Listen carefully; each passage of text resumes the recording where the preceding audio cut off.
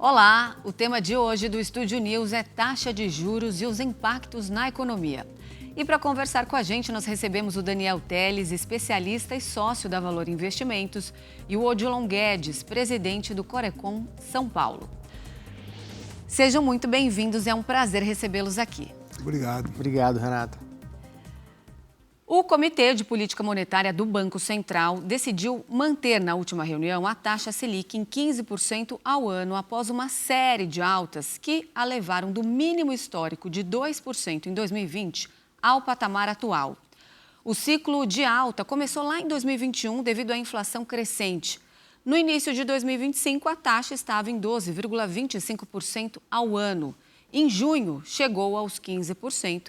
E assim se mantém registrando o maior patamar em 2 décadas.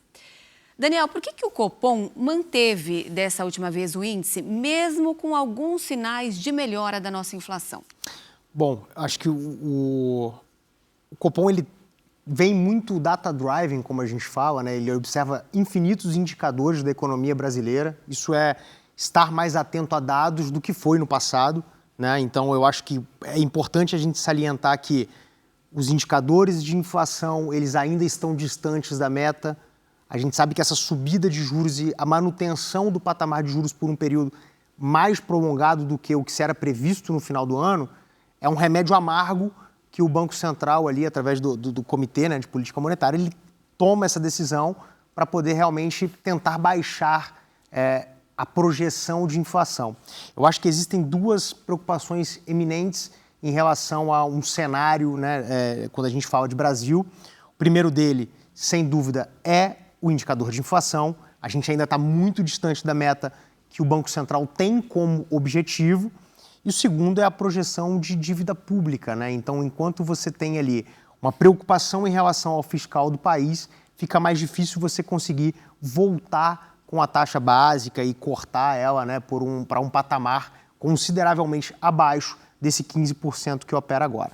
Então, diante de todos os indicadores analisados pelo Banco Central, a gente começa a ver certo alívio em alguns desses indicadores, mas ainda nada que indique um caminho de sustentabilidade, né? Como a própria ata ali costuma dizer, né? Um caminho sustentável para o rumo da economia. Então, existe-se ainda o alerta, né? Por isso que o banco ele acaba optando nesse momento por a manutenção em 15%. E agora, a ver como é que ficam os próximos passos, principalmente a ata que será divulgada e a depender ali do tom a ser adotado na ata, a nossa interpretação do lado de cá, se é por um período ainda maior ou se já podemos esperar um cenário de corte, talvez ainda para esse ano de 2025. No mês de agosto, a inflação oficial do Brasil registrou, inclusive, a primeira queda geral nos preços em um ano. Segundo o IBGE, o IPCA caiu 0,11% no mês passado. Essa queda ela foi influenciada pelo bônus de Itaipu nas contas de luz e também pela redução no grupo Alimentação e Bebidas, que costuma se beneficiar da maior oferta agrícola no meio do ano, depois da temporada de chuvas. Odilon, esses fatores, eles são considerados temporários e, então, por si só, não justificam uma mudança na Selic? Olha, a minha avaliação é que é um equívoco manter a taxa de juros a 15%. Inclusive, a meta, nós temos feito um debate lá no Conselho Regional da Economia, a meta no Brasil é muito baixa pelas características da inflação brasileira. Você tem, por exemplo, a questão cambial tem uma influência grande na inflação. E o câmbio no Brasil varia muito, de um mês para o outro, quinzenalmente. Isso influencia os preços. Outra questão são os preços agrícolas. Você tem enchentes, secas, que também mexem com esses preços. E a própria indexação da economia. Então, são variáveis, no meu entender, que demonstram que 3% de meta é muito baixo. Poderia ser uns 4,5% e isso não teria nenhuma influência maior na economia brasileira. Então, veja, para poder levar a inflação para 3%, você tem uma taxa de juros altíssima que causa problemas gravíssimos para a economia brasileira. Que os empresários, com essa situação internacional, por exemplo, que traz uma insegurança enorme para o Brasil, os empresários, em vez de investir, aplicam o dinheiro no mercado financeiro e não gera emprego. E mais um detalhe que foi colocado aqui, a questão da dívida pública, é importante assinalar o seguinte: o principal vetor de aumento da dívida pública é a taxa de juros. Esse ano o governo federal vai gastar R$1 trilhão com o pagamento de juros. É maior do que a soma do Ministério da Educação, Saúde, Bolsa Família, benefício continuado do governo. Então, no meu entender, é um equívoco nesse sentido. E a inflação brasileira, como você bem falou, ela diminuiu esse mês e pelo que a gente acompanha no mercado, a perspectiva é ela chegar no fim do ano menos do que os 5 e poucos % ao ano. Existe um núcleo específico que geralmente preocupa o Banco Central, quero ouvir a opinião de vocês, que é a inflação de serviços.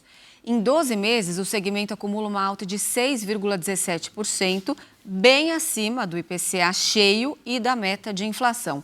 Em agosto, esse indicador ele até desacelerou em relação a julho, mas ele segue em um nível considerado alto pelos economistas. Qual é a sua avaliação, Daniel? Interessantíssimo porque serviço conversa diretamente com uma economia mais aquecida, né? Então, quando a gente olha os parâmetros do Banco Central ali, né, o que vai dando força para que lá na ata ele justifique um cenário de corte, serviço é um indicador interessantíssimo, porque quanto mais você tem serviço sendo contratado, isso mostra um aquecimento econômico. Aí, se a gente agrupar ali alguns indicadores que são interessantes da gente olhar, acho que inclui o varejo, que a economia, né, significa dinheiro, mais dinheiro no bolso do consumidor. Contratação de serviço acaba passando por isso, diante de outros, né, componentes da cesta que são menos sensíveis ali, que envolvem mais situações macro, clima, como a gente falou de alimentos como um todo, né, que envolvem setores até, falando de natureza e ecossistema como um todo, esses são mais sensíveis ao comportamento econômico. Então, quando você tem ali o setor de serviços, que é um dos componentes que vem puxando para cima a cesta do IPCA, o Banco Central, quando ele pega essas infinitas variáveis para analisar, ele chega num comportamento a conclusão que é o seguinte: o comportamento de compra e contratação ele ainda está aquecido. Ora, eu estou com uma Selic num patamar de 15%, né? Estou tentando baixar a inflação para próximo da meta e ainda assim o consumo ele está acontecendo, a contratação de serviço está acontecendo. Então, o que a gente faz nesse parâmetro, né? A gente não consegue chegar numa conclusão muito clara e isso, apesar de ser um componente importante que deveria estar dando força para esse corte de juros, não está em um primeiro momento. Apesar do custo do dinheiro elevado, porque nada mais, nada menos do que isso, né? A Selic é 15%, torna o dinheiro caro. A gente não consegue ter todas as variáveis convergindo para que se tenha uma decisão muito óbvia a respeito do corte de juros. E aí, indicadores de um lado corroborando para que sim, do outro lado para que não, né? Eu acho que é mais ou menos nessa linha, né? Qual é a sua opinião, Odilon? Olha, eu acho o seguinte, essa inflação de serviços, você enxerga ela como uma espécie de termômetro aí da demanda na economia brasileira? Agora, veja, é um dado positivo, se a gente for ver, porque mostra... Veja, a inflação caiu no mês de agosto, mesmo com uma taxa de desemprego baixíssima. Tá? Então, isso é extremamente importante. A economia brasileira, apesar dos 15%, está resistindo. Que, do meu ponto de vista, é uma coisa positiva. O Brasil precisa crescer, gerar emprego, as famílias precisam melhorar a qualidade de vida. Tá certo? Então, essa questão dos serviços, ela é um termômetro, mas ela pode ser, como a gente poderia dizer, contornada desse ponto de vista. Eu acho que o Banco Central precisaria estar atento para isso. Só para lembrar, nos Estados Unidos, o Banco Central é preocupado com a inflação e com o nível de emprego. E aqui no Brasil é só a inflação. E o Brasil precisa gerar cada vez mais emprego. Você tem centenas de milhares de jovens que vão para o mercado de trabalho. Eu acho que é uma contradição essa política do Banco Central com os interesses maiores da sociedade brasileira. Justamente falando em mercado de trabalho, a taxa de desemprego no Brasil caiu para 5,6% em julho. É o menor nível desde 2012, superando as expectativas aí de muitos analistas. A população ocupada atingiu um recorde de quase 102 milhões e meio de trabalhadores, com um aumento no rendimento médio para R$ 3.484. E a informalidade também recuou ligeiramente para 37,8%. O que o Banco Central, na verdade, quer ver é uma desaceleração do mercado de trabalho. o que não condiz com a nossa realidade, porque o certo seria ter todo mundo trabalhando e um aumento de oferta para atender a demanda.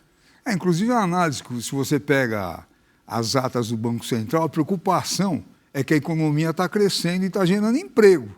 Veja, que eu acho que é positivo. Aí que está, depende de como é que a gente vê a economia e qual é o interesse do Banco Central do ponto de vista de atender essas necessidades de emprego da economia brasileira. Mas a ata coloca claramente, como a economia está robusta, está gerando muito emprego, nós precisamos parar. Eu acho que tem que ser o contrário. Porque, veja, eu quero reafirmar, a inflação caiu mês passado. E, pelas projeções, ela não deve crescer muito mais, ao contrário. Então, você tem uma contradição que precisa ser resolvida do ponto de vista dos interesses mais gerais da sociedade brasileira. Segundo o Boletim Focus, no início de março, o mercado projetava uma inflação de 5,68% para o fim do ano. Já nessa última semana, a estimativa já tinha recuado para 4,83%. Esses índices, Daniel, eles podem ainda ter mudanças significativas esse ano ou eles devem ficar ali variando pouco dentro desse patamar? O Focus ele cortou a projeção de inflação por 10 semanas seguidas e continua cortando, né? Então, é possível que sim, que você continue ali, sob a ótica do IPCA, você tem esse arrefecimento sim da inflação, né? E aí, conforme o João falou e falou muito bem, se a questão é reajustar a meta, pensar mais sobre isso ou não, a força do Banco Central é para trazer isso o mais próximo possível do 3% ou das bandas ali, né, que são os limites aceitáveis. Que é aquele 1,5 ponto para cima ou para baixo? Perfeito. E ainda está um pouco distante, né? Então, não vou nem entrar tanto aqui, porque nesse âmbito de correção da meta, do que se deveria fazer, o Banco Central está perseguindo trazer isso para dentro do núcleo de 3%, né? Eu acredito sim que tem espaço para isso. E aí eu acho que o que vem se falando muito na ata, né? A economia brasileira ela mostra resiliência sobre o ponto de vista de crescer enquanto país, assina embaixo. Acho que tudo isso que a gente vem acompanhando são dados positivos, né? Contratação de serviço, a queda do desemprego. Só que sob a ótica puramente numérica do negócio, da gestão de indicadores, volta à tona a preocupação simplesmente com essa convergência da inflação, do IPCA, né? Então, o Banco Central ele bate muito nessa tecla e eu acho que ele está extremamente driveado para isso. É sobre essa ótica que o banco ele tem trabalhado. Então, vamos lá. A gente tem aí, até a próxima reunião do Copom, a gente está falando de mais 5 ou 6 projeções de Boletim Focus, né? Essa projeção, na minha visão, ela tende a continuar caindo, tá? Apesar de uma Selic de 15%, na prática, o que acontece? Você tem o dinheiro, ele indo para a renda fixa. Ora, se eu tenho títulos soberanos do governo, Tesouro Direto pagando 15% ao ano, muito pouco apetite para ter que ir ali, não vou nem falar de bolsa, mas para investir em economia real e tentar buscar 20%, 25%. Eu estou bem demais ali com o meu 15%, o dinheiro ele fica parado e menos impacto na economia real. E o Banco Central ele bate nessa tecla. Se eu tenho a minha taxa de juros tão alta em 15%, por que todos esses dados eles estão corroborando de forma positiva? O desemprego, consumo, varejo, né, as projeções de PIB, apesar de uma Selic alta, vindo totalmente na expectativa do que já se tinha. Então, o que ele fala é, apesar de tudo isso, a economia está mostrando resiliência. Não estou confortável com cortar essa taxa até o dado momento. E aí envolve nas atas, né, a questão macroeconômica, conversam ali com alguns assuntos internacionais, né, e corrobora para um texto onde aponta para um cenário de juros por um período bastante prolongado. A expressão que ele usa é essa, bastante prolongado, né? Eu acho que é importante a gente lembrar, olha, entre 1945 e 1985, mais ou menos, o PIB brasileiro cresceu em média 7% ao ano. Tanto que o Brasil saiu de um país que tinha uma base agrícola extremamente forte e passou a ser uma das nações mais industrializadas do mundo. Tá? Logicamente, teve problemas graves de inflação. O que eu acho, por exemplo, voltando à questão da meta, se você tivesse uma meta de 4,5, o Banco Central não era obrigado, porque a gente já estava chegando na meta, que a inflação, o cálculo é que ela chega a 4,83 no fim do ano. Então, você poderia tranquilamente abaixar bastante a taxa de juros, que seria benéfica para o país, para o emprego, para os empresários e mais, diminuiria a dívida pública. Porque eu quero ressaltar a questão da dívida pública, que é uma contradição. Quem aplica dinheiro nos títulos do governo fica preocupado porque a dívida está crescendo, ele depois não vai receber os juros que ele pelo fato de ele ter comprado os títulos. Só que o seguinte, então ele precisa de juros maiores. A hora que aumenta os juros, o que aumenta é a dívida. É uma contradição que precisa ser resolvida. E que eu acho que o Brasil tem condições de fazer isso. E veja, o Brasil é um país de 215 milhões de habitantes, com problemas de saneamento básico, na educação, nas mais variadas áreas. E uma taxa de juros nesse nível impede a economia dela crescer e resolver esses problemas. Eu acho que essa questão na meta, que ela passa, aparentemente é secundária, no meu modo de ver, é uma questão central, porque se você aumentar um pouco ela, tá, você tem condições de abaixar os juros e manter os juros na meta.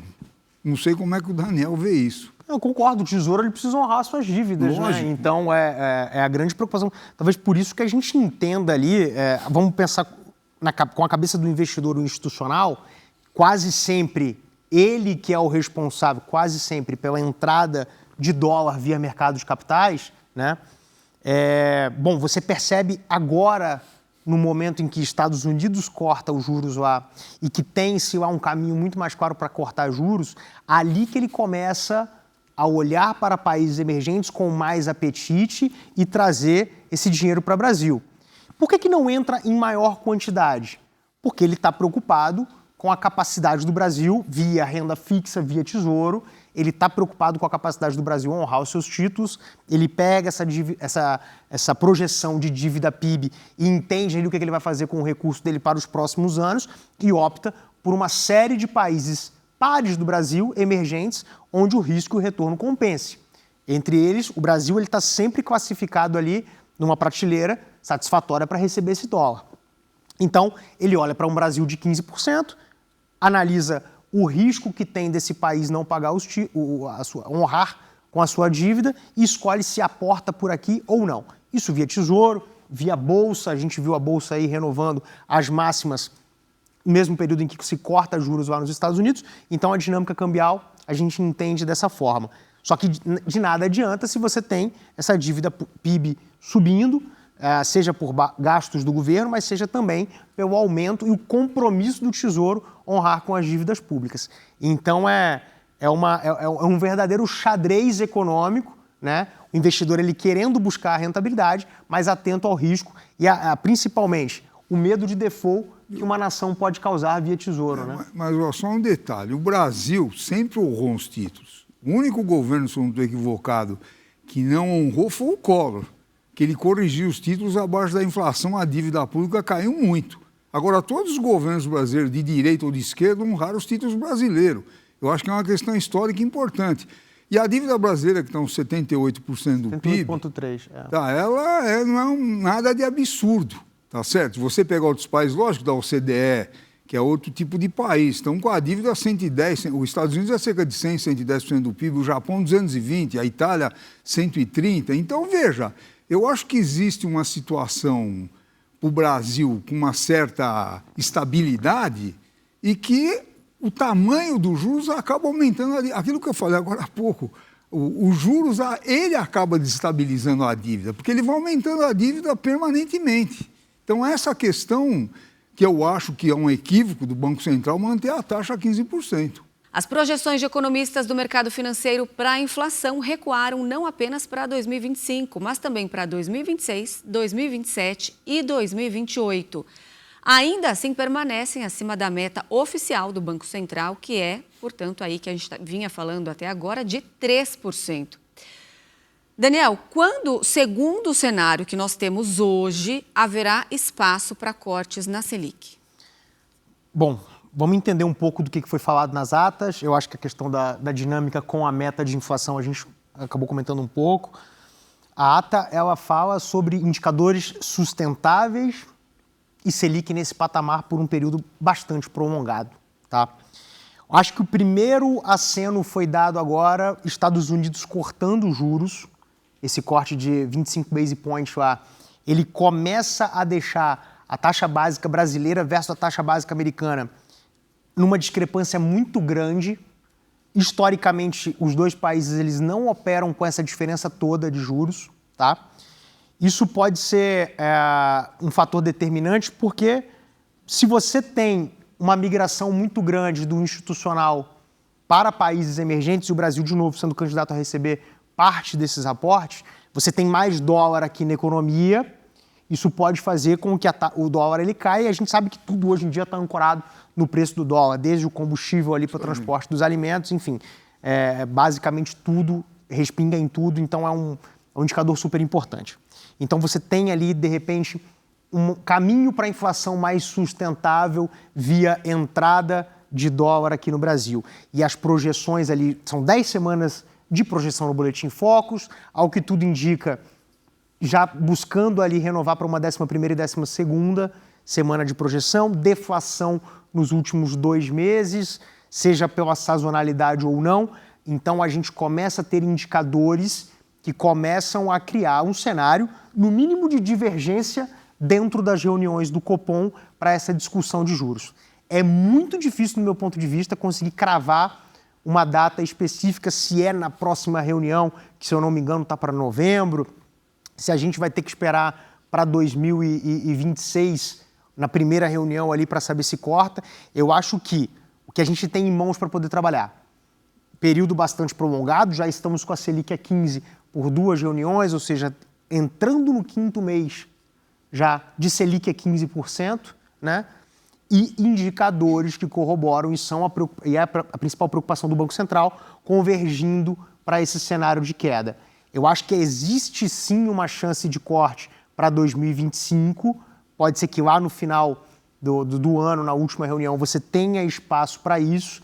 De novo, é determinante a gente compreender a ata para ver se o tom mais pessimista e mais contracionista ele continua em vigor, para a gente ter um caminho um pouco mais claro e saber ali se exatamente consegue cortar nesse ano ou se fica um fechamento de 2025 com 15% e lá em 2026 a gente ter ali o primeiro corte, se corta 0,25 ou 0,5, o que a gente pode esperar para o início do ano.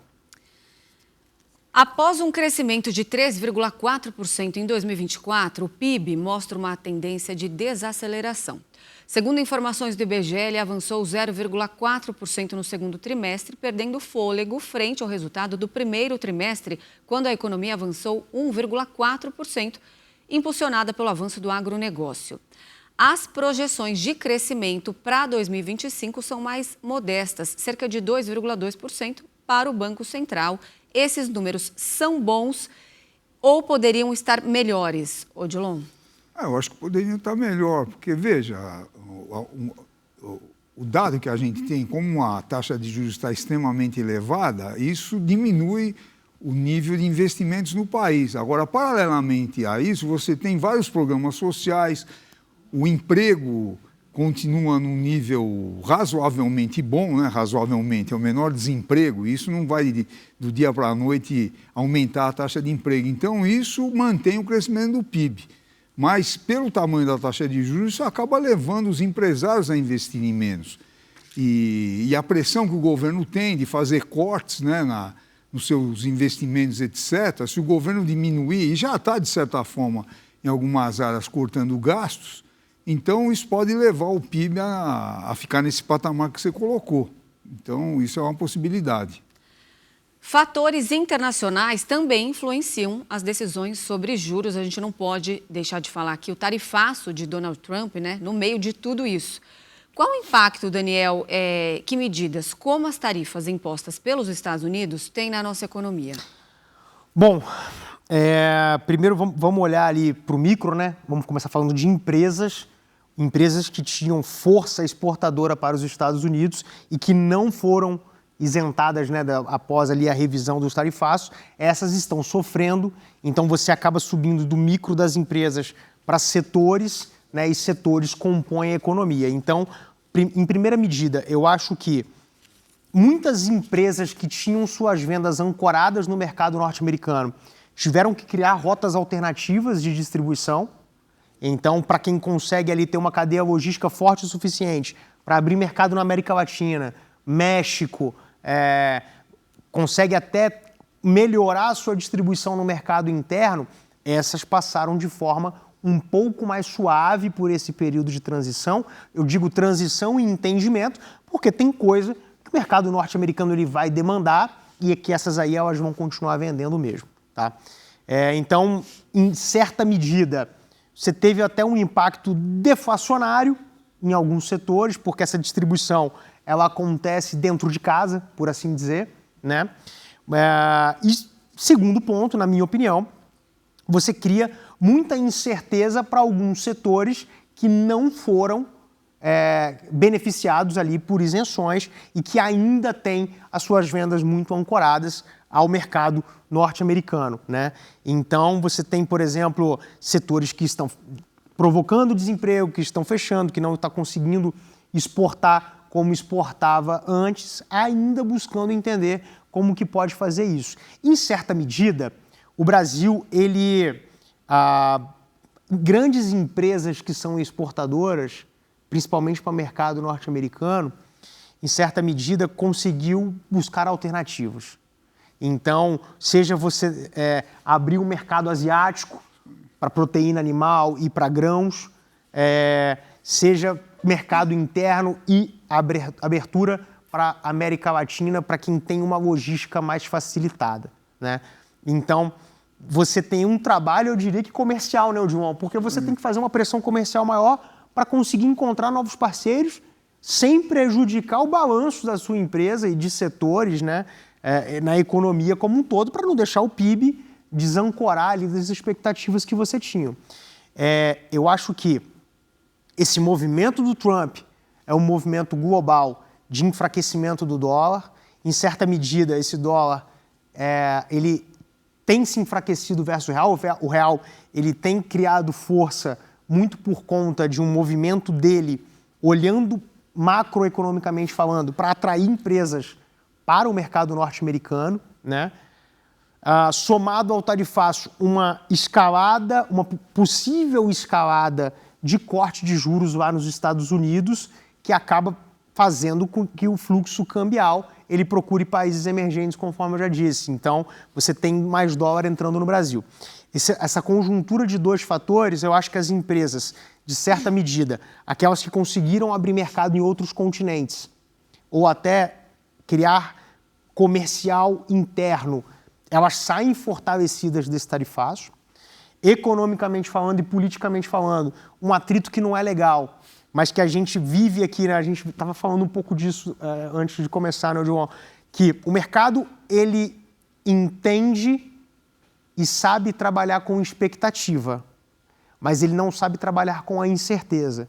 E a incerteza de novas retaliações, né, sanções econômicas ao Brasil, é um medo que eu acho que cria uma tensão política entre os dois países. Então, concluindo o meu raciocínio, empresas que conseguiram abrir mercado para outros continentes ou até dentro do mercado interno, elas saem fortalecidas desse tarifácio e acabaram tendo pouco impacto, tá?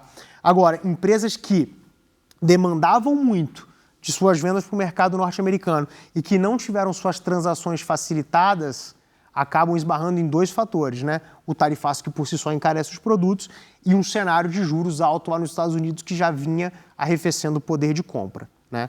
Então, acho que é mais ou menos essa conjuntura, e a incerteza política, essa aí eu acho que é um dado a mais que deixa todo mundo temeroso em relação ao futuro diplomático entre os dois países. Odilon, como a situação dos juros no Brasil se compara com outros países em desenvolvimento e economias emergentes? Há alguma lição que nós podemos aprender em se tratando de política monetária? Olha, veja, pelo que a gente acompanha, o Daniel talvez até tenha dados mais precisos, o que a gente precisa ver é o juro real. A Selic, 15%, é o juro nominal. O real é menos a inflação, que dá cerca de 10%. Segundo o que a gente acompanha, é a segunda taxa de juros mais alta do mundo, tá certo? Em relação a outros países, parece que o primeiro lugar é da Argentina, que é uma situação lá meio caótica. Então, veja, o que a gente precisa analisar é a perspectiva do que vai acontecer. E aí, veja, eu acho que essa questão que foi levantada aqui do tarifaço do Trump, que é uma coisa desproposital, que já está trazendo problemas para a economia americana, inflação, o café está aumentando, a carne está aumentando, e o Trump fez isso para querer fazer com que as empresas americanas que foram para o exterior retornem. Agora, o problema é o seguinte, mesmo que elas retornarem, elas estão hoje altamente informatizadas, robotizadas, não vai gerar esses empregos. Então, é uma série de contradições que o Trump conseguiu criar no mundo que prejudica os Estados Unidos. E do ponto de vista do Brasil, eu acho que é importante a gente ressaltar que não é o fim do mundo, porque quando colocaram o tarifaço, parecia que era o fim do mundo. Aí, questão da aviação, de exportação de aviões, suco de laranja foi para trás. Ele recuou. Agora, recentemente, a celulose começou a aumentar o preço de fralda, etc., nos Estados Unidos. E você pode até ter um recuo na área do café. Os Estados Unidos parece que consomem 25 milhões de sacas por ano. O Brasil exporta 8 milhões. Então, isso traz problemas para a sociedade americana e para o governo do Trump. Então, eu acho, e o governo brasileiro tomou uma série de iniciativas, desde as empresas, mesmo as empresas, ir atrás de novos mercados. Por exemplo, passamos a vender carne para o Vietnã, tá? A Argentina, o Brasil passou a exportar muito mais para o México e para a Argentina. Eu acho que o Daniel colocou vários exemplos que nós estamos conseguindo coordenar agora. Então, a taxa de juros do Brasil real é a segunda maior do mundo, comparado com outros países. Quer concluir seu pensamento? Porque não temos mais tempo. Não, acho que perfeito. Então, a gente realmente, com juros real alto dessa forma, quando a gente fala de política monetária, essa política ela tem um nome de contracionista, não é à toa. Então, a gente fica dependendo realmente e otimista para um cenário de corte de juros, para que o dinheiro ele busque ali um caminho mais sustentável e mais facilitado para o crescimento econômico, que é via Bolsa de Valores, que é via o empreendedor ali podendo, às vezes, tomar crédito ou ter condições simplificadas de geração de emprego, que é aí que, na minha visão, o país prospera e a tal da sustentabilidade que se fala tanto pode ser através desse caminho aí que a gente consiga chegar lá. Prosperar o que nós queremos sempre. Muito obrigada pela participação de vocês dois aqui. Até a próxima. Obrigado. O Estúdio News de hoje fica por aqui. Eu conversei com Daniel Teles, especialista e sócio da Valor Investimentos, e com Odilon Guedes, presidente do Corecon São Paulo. E lembrando que você já pode acompanhar essa entrevista pelo nosso canal no YouTube, no Record Plus e também pelo nosso podcast disponível no Spotify e no Deezer. Eu espero você no próximo programa. Até lá!